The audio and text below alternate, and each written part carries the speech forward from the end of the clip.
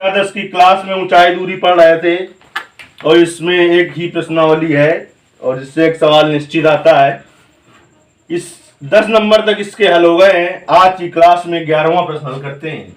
देखिए 11वां प्रश्न है क्या कहता है। एक नहर के तट पर, तट का मतलब होता है किनारा, एक टीवी टावर ऊर्ध्वाधर खड़ा है। नहर के एक किनारे पर एक टीवी टावर है जो ऊर्ध्वाधर का मतलब ऊपर की ओर खड़ा है।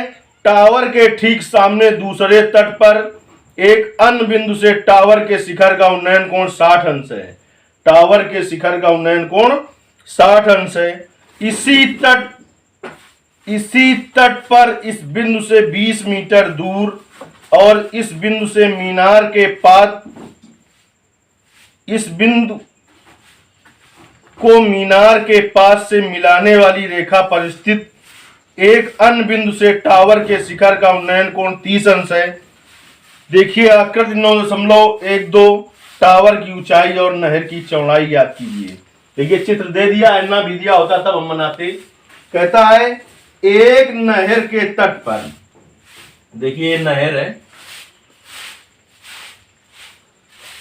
ठीक, इसके एक तट पर मतलब एक किनारे पर एक टीवी टावर है जो वो ऊर्ध्वाधर खड़ा है। अब क्योंकि चित्र दे रखा है, जैसा नाम इसने दिया है नाम वही लिखेंगे, नहीं तो फिर हम बदल देते, पी क्यू कुछ भी कर सकते। तो ए बी यहां पर है। इसके एक तट पर कहता है एक नहर के एक तट पर टीवी टावर ऊर्ध्वाधर खड़ा है। ये टीवी टावर है, ये टीवी टावर है, ऊर्ध्वाधर खड़ा है।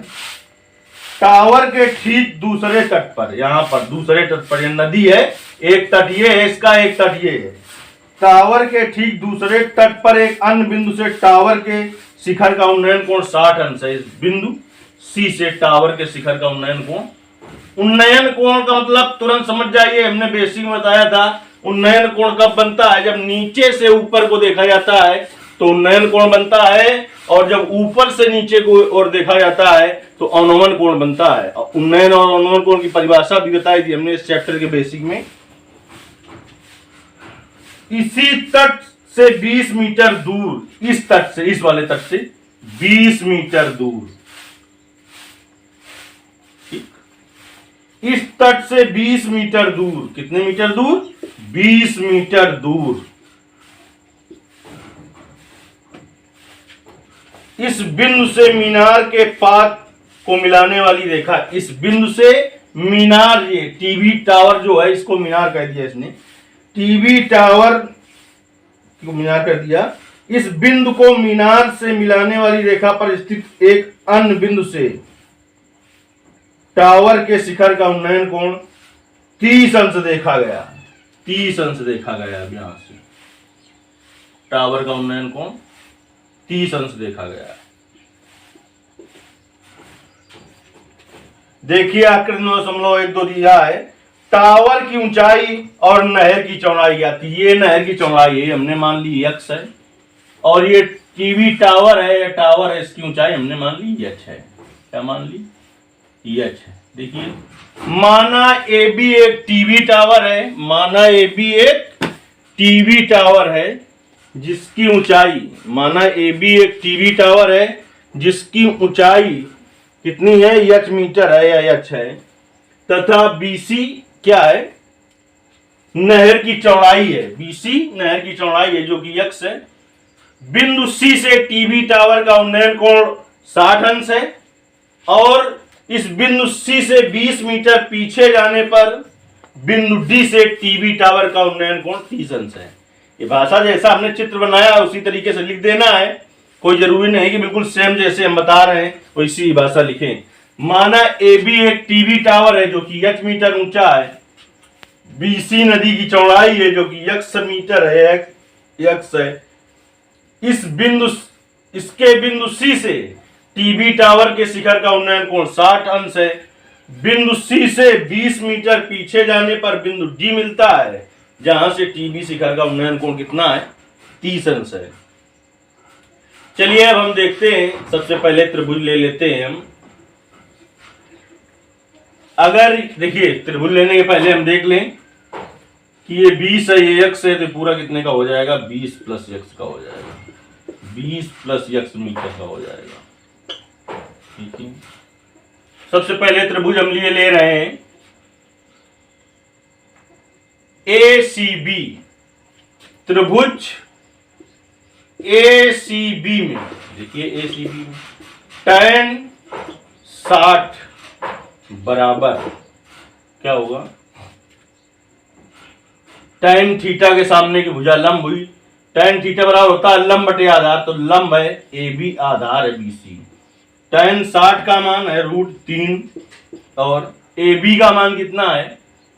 h है और BC का मान x है। देखिए, अगर h का मान ज्ञात करना हो तो समीकरण को x के पद में रखा जाता है, और x का मान ज्ञात करना हो तो समीकरण को h के पद में रखा जाता है। यहां पर दोनों ही मान ज्ञात करने हैं, तो समीकरण को h के पद में रखें चाहे x के पद में रखें। तो यहां से देखिए h बराबर अगर ज्ञात कर लें तो कितना आ जाएगा? √3x। इसको डाल दिया समीकरण नंबर 1। चलिए हम त्रिभुज ले लेते हैं। त्रिभुज ADB में, त्रिभुज ADB में देखिए क्या हो जाएगा? tan और 30 अंश, tan थीटा बराबर, इसके सामने भुजा लंब हुई AB बटे BD। tan 30 का मान 1 बटे √3, AB का मान h और BD का मान 20 प्लस x। देखिए यहां से बेटा h का मान ज्ञात कर लेते हैं। h बराबर क्या हो जाएगा? ये भाग में है, गुणा में आ जाएगा 20 प्लस x बटे √3। इसको बेटा समीकरण 2 डाल दिया। अब समीकरण 1 और 2 की तुलना करते हैं। तुलना करेंगे, हमने कहा तुलना करने का मतलब होता है भाग देना। जब भाग दें, अगर बाएं पक्ष बराबर हो तो दाएं पक्ष बराबर हो जाते हैं, और दाएं पक्ष बराबर हो तो बाएं पक्ष बराबर हो जाते हैं। यहां पर देखते हैं हम बाएं पक्ष बराबर हैं। कौन से पक्ष बराबर हैं? बाएं पक्ष, तो दाएं पक्ष बराबर हो जाएंगे। तो समीकरण 1 और समीकरण 2 की तुलना करने पर, समीकरण 1 और समीकरण 2 की तुलना करने पर, समीकरण 1 और समीकरण 2 की तुलना करने पर देखिए बाएं पक्ष बराबर है, दाएं पक्ष बराबर हो जाएंगे, तो √3x बराबर हो जाएगा 20 प्लस x बटे √3। देखिए भाग में है, गुणा में आ जाएगा, तो √3 गुणते √3 3 हो जाएगा, 3x बराबर हो जाएगा 20 प्लस x, तो x को इधर ले आएंगे तो हो जाएगा 3x माइनस x बराबर 20, तो 3x माइनस x 2x बराबर हो जाएगा 20, तो x बराबर हो जाएगा 20 बटे 2, तो x बराबर हो जाएगा 10 मीटर। नहर की चौड़ाई आ गई, कितनी आ गई नहर की चौड़ाई? 10 मीटर। अब इस x का मान समीकरण 1 में रख दें तो टीवी टावर की क्या निकल आएगी? ऊंचाई निकल आएगी। देखिए x का मान समीकरण 1 में रखने पर, x का मान समीकरण 1 में रखने पर, x का मान समीकरण 1 में रखेंगे, देखिए तो क्या आ जाएगा?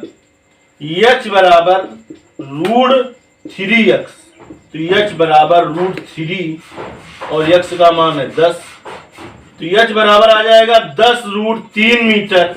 ज्यादा से ज्यादा आप क्या कर सकते हैं? √3 का मान रख सकते हैं, √3 का मान रख सकते हैं। नहीं, यहीं से हो गया था कि टीवी टावर की ऊंचाई 10 √3 है और नहर की चौड़ाई 10 मीटर है, और टीवी टावर की ऊंचाई 10 √3 मीटर है। √3 का मान रख दें आप अगर, तो 10 गुणते √3 का मान 1.732 मीटर।